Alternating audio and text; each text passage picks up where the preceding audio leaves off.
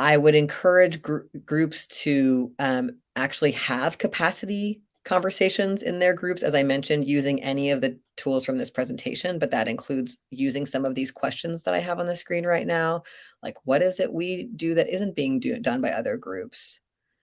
What can we do reasonably well with our current resources? What are we or any members currently questioning about whether we should do or not? Being like letting that question come up. How does each activity we're doing mobilize and or build our capacity to do more? Like, how does it actually build our group? And then relatedly, I would encourage a few things if you're deciding to facilitate conversations about capacity in your group. Start with a conversation about group culture and also talk together about how you want people in the group, how people in the group want to feel at the end of this meeting. So that we start to like imagine like where we want to go, and so that we don't bog into blame, shame, overwhelm. I recommend using pair and shares where you put people together to talk one-on-one so that everybody gets to process more about their preferences, to like say a lot and participate a lot instead of always being in the big group.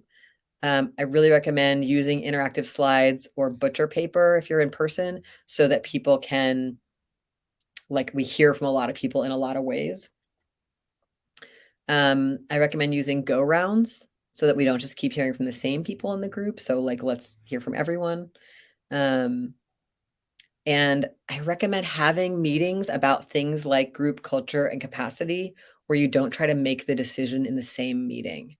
It just really reduces the pressure and lets people like percolate more.